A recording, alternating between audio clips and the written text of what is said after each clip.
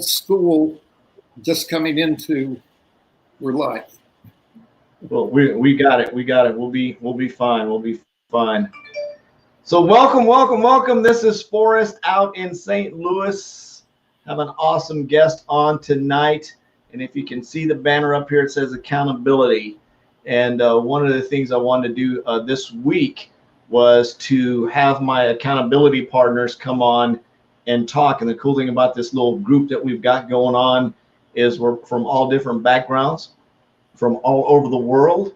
So you're going to hear from a doctor, you're going to hear from some different types of people. You hear from somebody from Tennessee with an accent, and we'll have a lot of fun just talking about business and talking about why we're in this industry. I think it's going to make a huge impact, and why it's very important to have an accountability partner, have somebody that you're accountable to. So I think that's going to be some exciting stuff here. So we get some folks jumping on. We should be broadcasting live. I'm going to flip this around. I'm going to put this on my iPad over here where we're doing this. Give me 1 second. So go ahead and do a quick intro of yourself, Mr. Jacques. Tell people who you are, what part of the country you're from.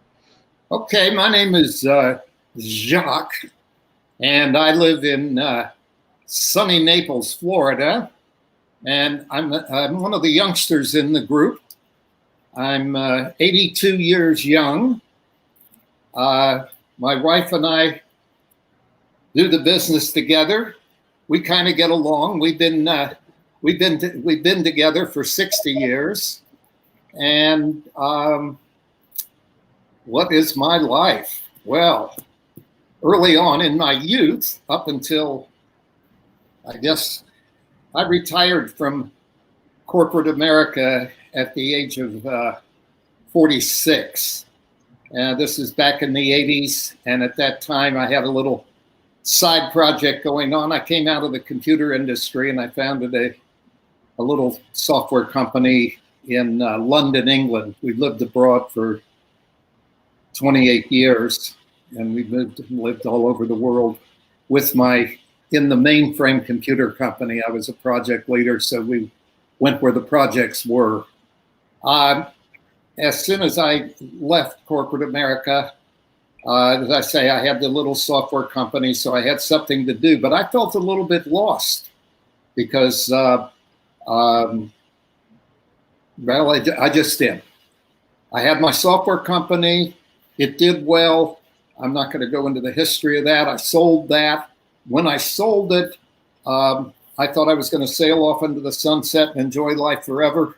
I did not. I had no purpose. We had money, but I was too young. You don't want to be retiring in your 40s. In fact, I will never try it again. So I messed around.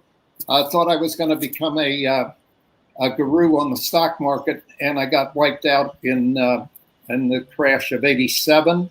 So all the proceeds from this successful software company that I had sold went down the pot. And trust me, it was the best thing that could have happened to me. But for that, I would not have found network marketing. I did have a few computer contracts, if you will, project contracts. But in 1991, I was back in the States. I was in Boston, and had just completed a contract, a consulting contract there.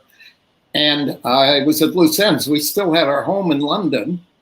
We'd just come back to the States temporarily.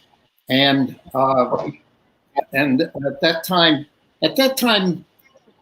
old school, I found network marketing through a newspaper ad. That's the way people did their prospecting. They ran newspaper ads.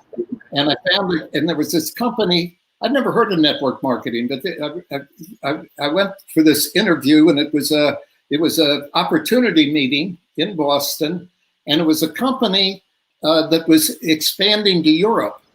And the first country they were going to open was Germany. My wife's German. It looked like a fit. It was a fit. We ended up going to Germany in 1991, and we opened the country there. We went to Hamburg, Germany. I don't know. I don't know whether this is what the subject was meant to be, but we did rather well. My wife and I were living in a little bed and breakfast where the room was so small. They had two single beds and they were end to end, and only one of us could be out of bed at the same time. And we kept the products for our business in the bathroom. And of course, you had to kind of scoot around to get a shower. And then we had a little wheeler, that luggage thing that you would carry through an airport, that we would take our products, and we had a little place where we were running opportunity meetings. And the first 4 meetings, no one showed up, but we got lots of practice in doing the presentation. This was Hamburg, Germany, and a few years later, we were running 3 meetings a week, 100 to 150 people in each of the meetings, and a monthly thing of about 700 or 800 people. In other words, we were successful with this, and we opened up another country, Italy. This has no relevance to today, but things happened with the company we were at. People were jumping ship for various reasons. We were offered a country on its own with 2 other of their main distributors, and that was in Indonesia. We went to in 1997. We were only there about 8 months when all hell broke loose, and we were fortunate to get out alive. We were airlifted out, and we ended up back in the States after being away for 28 years with a couple $1,000s in our pocket, and that's all we had to show for it. Some friends of ours had been after us to join them in their company. We called them up in London and said, we're ready to get started. We were in Minneapolis, St. Paul at the time. The only reason we were there was that the company that had sent us to Europe, the computer company, had put all our stuff in storage there 28 years before, and we didn't have enough money to move it out anywhere. So we started our business in Minneapolis, St. Paul. And our first priority was to get out of Minneapolis, St. Paul, because it's very cold up there. And we knew one person there working old school. And it was a good thing we did, because we needed a co-signer to get an apartment. Having no credit is worse than bad credit. And that's what our situation was. But we worked old school, very hard, committed to it. What's this got to do with today? I'm going to bring it together here. This was back in the days where you had opportunity meetings Tuesday, Thursday, Saturday, and in between you were trying to you had a way of inviting people to the meeting. To give you an idea of what we did, we did 1,000 flyers a week. 1,000 flyers a day, 5,000 a week, and we did a few other ways of advertising, and we would get 12 to 15 people to these three meetings a week, and we built our business there, and we were moderately successful. We weren't 7-figure earners, we weren't even 6-figure earners, but we were comfortable enough that we could get out of Minneapolis, St. Paul, and we did that within 5 years. We moved to South Florida, which is a lot nicer than Minneapolis, St. Paul. And basically, we retired on the job. And for those of you that are familiar with network marketing, duplication is how it works. So when we retired on the job, our leaders retired on the job. And after about 10 years of this, we found our residual income had reduced a very small piece of what it had once been. And we realized we had to get back to work. And by this point in time, social media had come into its own. I had kind of known that it would, but we knew nothing about it. That's when we got associated with the Higdon Group, and we started learning about social media. So we've been around the business now for not quite 30 years, but we're newbies. We're really newbies in the business. And in spite of all that, it sounds like a terrible story. We're delighted with it. My wife and I have had experiences that we wouldn't trade for anything. We've had a great life, and we enjoy being around network marketing. Why? Because of the people that are in network marketing. Absolutely. Yeah. I mean, anytime you go, we would find this anytime we go to a main event, 90% of the people at that event are super positive. There may be like 10%, which are like normal people, I guess. And then you realize you've left that event when you get to the airport, and the ratio is the opposite way. 10% of the people you run into are positive and 90% are not so good. So we like where we're at, and it keeps us young. Absolutely. So I just heard a story that's absolutely freaking phenomenal. My wife's in the other room applauding, and it is so cool to see that you retired from corporate America at age 46. You're 82 years old now, and you're restarting over. You're moving into the social media side. You're actually using the same software that I use, so you're adapting the software. But what the cool thing about it is, in adaptability, is you seem to just constantly adapt and change and move and adapt and change and move.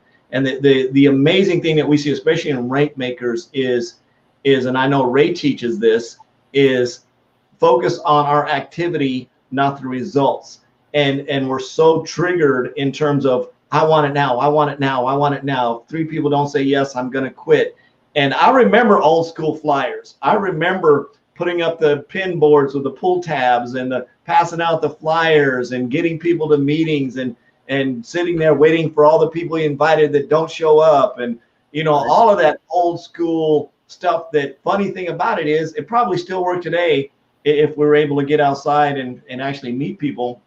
But to see your story of constantly coming back and living in a basically a closet with some suitcases and going out and starting a business and launching a country, that is scary.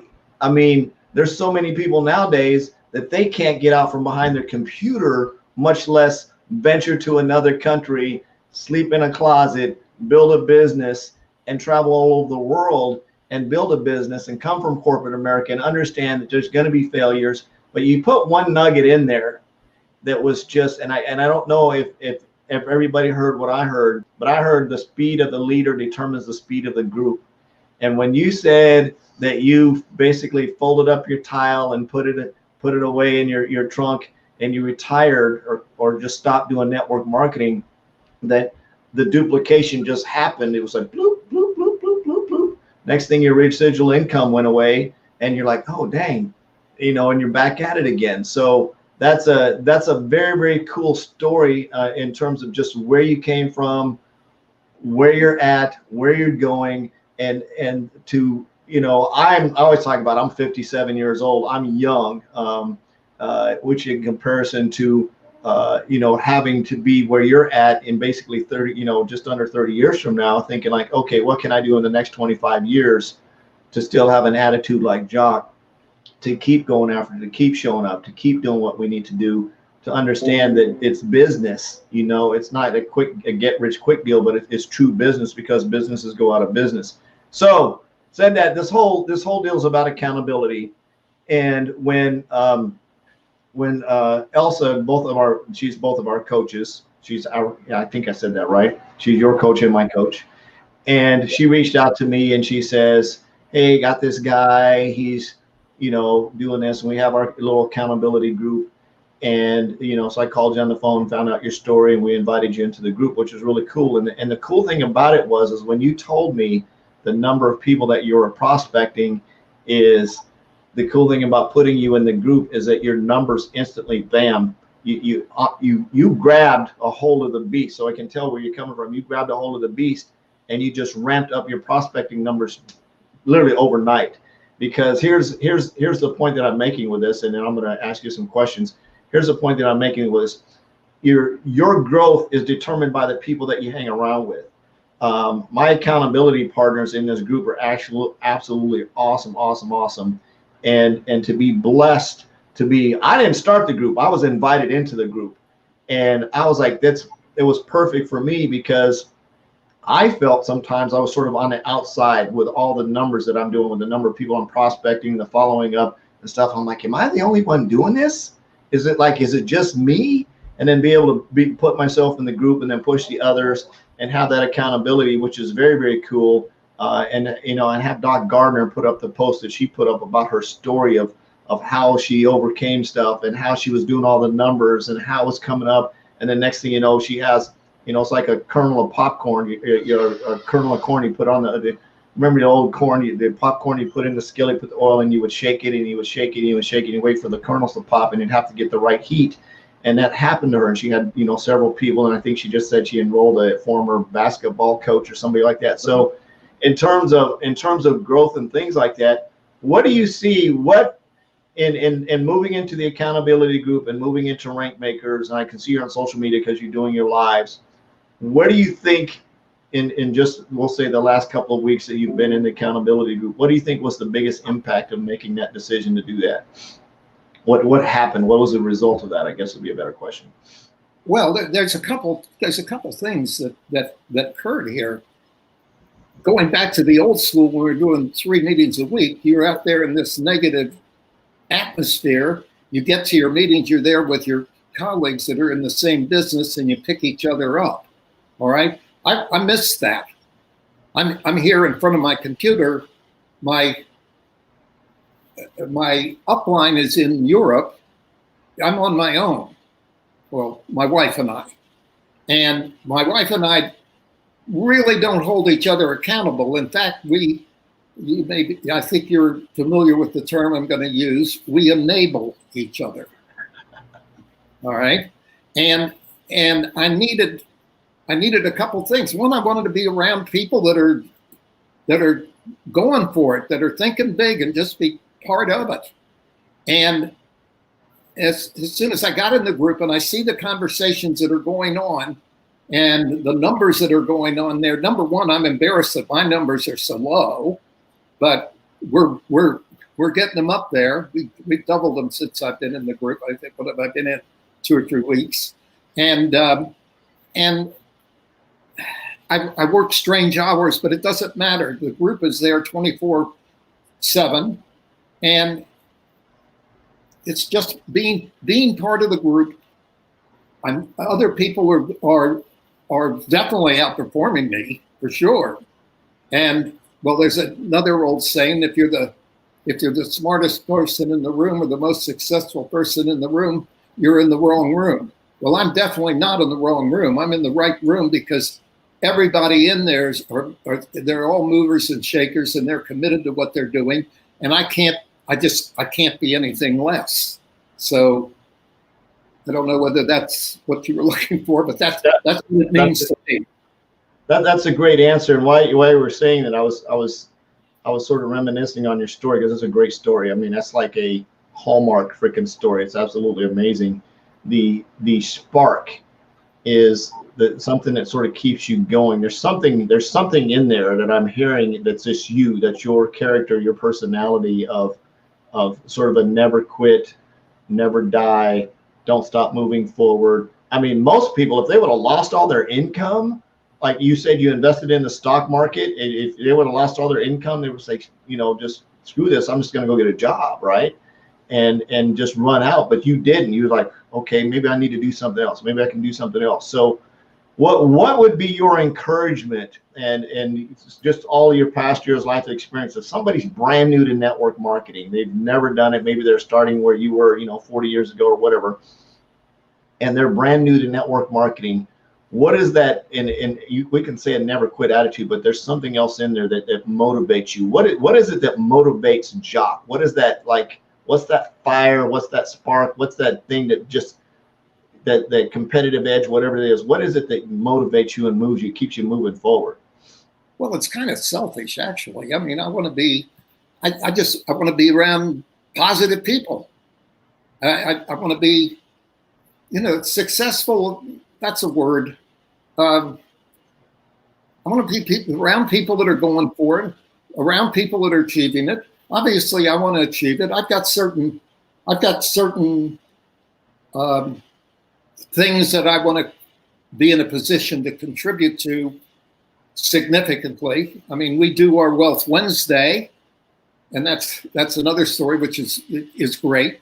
But I've got some big things that I would like to do once we're back there again. And okay, I think we got my age here. I forgot the question. Get into the question. The question is, what is the spark? What is it that keeps pushing you forward? You said you like hanging around positive people. Well, what is the spark that keeps Jacques, like, you know, if this whole deal just fell apart right now, what would be the spark that would get you up tomorrow and start you over again? Oh, I would have to. I would have to. Not because of the finance, because I have to have a purpose. I have to have a purpose. I mean, I came down here and kicked back for 10 years, and that was not pretty. That was not good for me, and I did not enjoy it. And because of my age, I've met an awful lot of. Well, I don't hang around people my age, but I do hang around some 60 and 70-year-olds, and they go out and play golf every day or whatever they do. They don't have a reason to get up in the morning. They really don't. And I don't want to be there. And Sonia doesn't want to be there. We like doing things for other people and being around. We just get along with younger people, quite frankly. We've got our company events we go to. Quite frankly, I like the generic events even better because we're meeting you meet more winners there, I believe. And we've had the fortune of being we've been around a lot of the legends. We were mentored directly by Jim Rohn. Wow. And he's had an influence on us. Our original upline, with the ones who went to, he took a team of 5 people to Germany, and he split up Germany. We took Hamburg, and this is somebody else who's well known in the business, and he's a 9-figure earner. Wow. Lifetime. So what I heard was purpose. And one of the things, and I appreciate you letting me dig till you got that out. Purpose is something that, and we have our whys and we have a purpose, and you have people run around and say your why's got to make you cry, whatever it is. I call my why lights my fire. It has my head down, hustle, fire when I think about my why. And the cool thing about it is Coach Elsa helped me sort of bring that why to the surface, because my why was just sort of out there. It was my past, and I just sort of took it for granted, like not a big deal. I lived it. I survived it. I got through it. And then that purpose is the more I do what I do and being able to have an impact like this, because I guarantee you that you just took a whole bunch of excuses away from a whole bunch of people that are saying, I'm too old, I'm too this, I'm too that, I lost my job, I lost all my money. I just a list of excuses is like, nope, can't use that one. Oh, can't use that one. Oh, can't use that one. Oh, can't use that one. Oh, can't use that one. Probably the only excuse somebody could use is, well, I'm not 82 yet. I've got, a while to go to get there. That might be the only excuse. But, the story of you showing up and the impact and the people that you've been around, it's like, it's not something that you drag behind you. It's something that propels you and pushes you forward. So that purpose, if you're sort of stuck sometimes, and I like to tell, this is one of my sponsors used to tell me, he says, use my why until you figure out what yours is. And sometimes you need to do that. You need to grasp onto somebody else and just hold onto their shirt tails. And then eventually you'll be around these people and you'll see the inspiration, like, oh, dang, I got it. That's what I'm here for.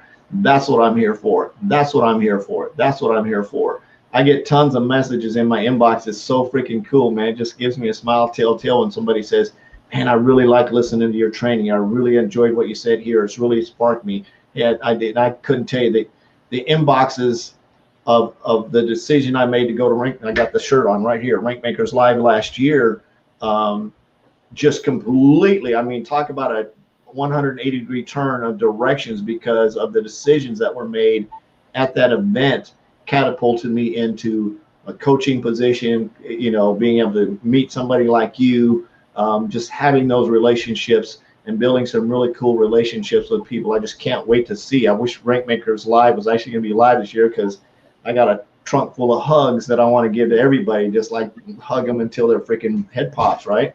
So unfortunately, y'all are going to have to wait for the hugs because the hug trunk is filling up. But so in having a purpose, and we talk about this, Ray talked about it this morning about having a vision, and I can't wait to get in that training because that's going to be so cool about building your, I think he called it vision mapping, vision. I got to go back and listen to it again when he was talking about it in the training, but in the Rank Makers Live training, but being able to map out a vision. What would you say? So somebody's got purpose, right? They've got their purpose, they've got their spark, they're going forward. And you say you're motivated by hanging around young people. They spark you out. What is the next step? What would you tell somebody? Say, okay, I'm here. You know, we're doing this thing. What's going to keep me going? Now I've got the purpose lined up. What's going to keep me going? How do I keep showing up every day above and beyond the purpose? Well, that is what I mean. That's why I show up. Part of the purpose is, well, I have big things I want to do when I have big bucks. But what we do in our business itself is a purpose. I mean, Sonia and I, our business went down, but we still have some of our older leaders. We've got our top gal has been with us for 20 years. And when she came on board, she had little children. Well, now she's a grandmother and those children are in the business, so that's our family. Sonia and I don't have any living children. And so the young people that we work with are young families that are starting out, or maybe young people that are looking for their mates to get a young family to get started. And that's the people in our business, they are our family. Now that's absolutely. So I would like, if you're open to it for just a few more minutes, Jacques, if you're watching us live and you have a question, feel free to throw it in there because I'm just amazed at the story. To me, Jacques' story just took away all the excuses that anybody could possibly come up with in terms of just from where he started out, coming out of corporate, constantly moving forward, having that purpose, showing up every day, starting over, showing up every day. So if you have a question, feel free to drop it in the chat. We'll take a couple of quick questions. You might be thinking of something that I haven't, but if you have a quick question, if Jacques is open to it, we can answer it for you.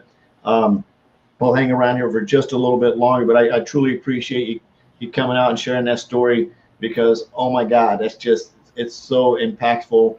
I can't wait to meet you in person, give you a big hug too. And just I can't wait to see your story. I can't wait to see all the people that you're going to impact because in terms of being around somebody like you, I can see the amount of people that you're going to impact, and I can see the people applauding for you when you get promoted to whatever your next rank is in your business, which is absolutely cool deal. Let's see. It's a privilege to be in an accountability group together. My wife threw in a question. What are the books that you read? What would be what? Lots. Everything by Jim Rohn. I mean, he was my original mentor. We also did something outside the books. We were also students at Landmark way back. I don't know whether you know what that is. We're doing right now. We're reading Ask. Are you familiar with the book Ask? Yes. In fact, I don't even have it sitting here. I don't know. We're just finishing up with that one. Bouchard, I read. and that's the one thing I hadn't mentioned here. I mean, I never got into personal development with corporate America. I had a good position with corporate America, but I was not a really good guy there. Yeah. I became me once I got involved with personal development. Yeah, this is the one we're just finishing up. Awesome. Yeah. So just absolutely cool. So Nympha, she asked, what's your morning routine? Because we know you get up like crazy early. So what's your morning routine? Okay, I actually get up at 3 a.m. There's not many distractions at 3 a.m. And I'm actually about to change my routine. I've realized something else since I've been in the accountability group, because what I would do at 3 a.m, well, I get out of bed at 3 a.m. I'm in front of my computer by 4. I get cleaned up and whatever you do in the morning, and I have something to drink and eat, and I get in front of the computer, and I have some other people that were meeting as a power hour thing where that's what I was doing at 6. And so between 4 and 6, I would get myself ready. I would have some of my LinkedIn reach outs ready to go. I would have some of my Facebook tabs set up to reach out to, and that would take me about a half hour to get those ready. In between the time I sat down and I got those ready, I was listening to various trainings of Ray's or somebody else's that I wanted to see. And actually, I realize now that I was kind of wandering around. I really wasn't making the best use of my time. Why? You hear things 1,000 times, and all of a sudden, oh, that's what this means. Do what you don't like first. And I mean, how many times have we heard that? And I just discussed that with Sonia this evening. My numbers are going up because I'm so focused on those numbers. I know I better get an early start, and I can't wait for these guys on the power hour, because the power hour really isn't all that powerful. And I'm waiting for them, and I'm not waiting for them anymore. I get what I want to get done. I have 3 sessions set up for doing my reach outs, my DMO, and in between those is when I can get sidetracked and listen to this training and listen to that training, and oh, that's interesting, so forth, but not before I've done what we're going to ultimately get paid for, and that's reaching out, following up, etc.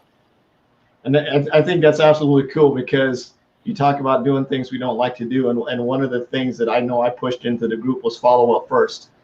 Prospecting's easy. That's like prospect, but follow up, that actually takes a concentrated, focused, mapped out, like, okay, follow up, I got to say this person, I got to say that's this person. So it's a little bit more time consuming.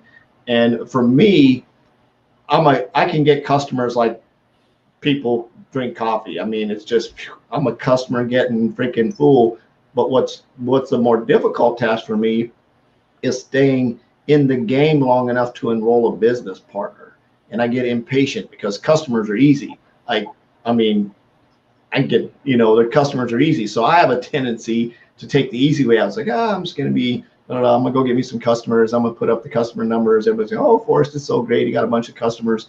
But at the same time, I'm beating myself up going, dang it, I need to focus on getting business partners. And the way that I decided I was going to do that was stay in my follow-up for the prospecting side for business partners. As a result of that, I'm getting a lot of conversations, and we pushed that into the group. And I know you're part of that, is that we started doing follow-up first. And you started to see the numbers start to pop in terms of people requesting presentations, of people coming back in the game, of going back 6 months and prospecting people, sort of starting over again. Because I figured if I prospect them 6 months ago, they totally forgot what I talked to them about, right? So I'm gonna come back full circle around and say, hey, I'm still building my business. Wonder if you know if you want to take a look at it. So I'm re-engaging those old prospects in terms of following up with them, and my results of having engaged conversations have gone up a lot. So I wanted to say that to say this. One of the things that I really appreciate about having Jacques in the accountability group, and one of the whole reasons to have these lives over the next several days with accountability partners, is to encourage you as people in general, is to encourage you to, just like Jacques said, he needed, I don't know if you heard that, he needed to adjust his DMO a little bit to get better results, because he was just sort of flopping around. Whoops. We lost them. We're still live. I don't know. There we go. Okay, good. Weird. I think I accidentally almost unplugged my camera cable.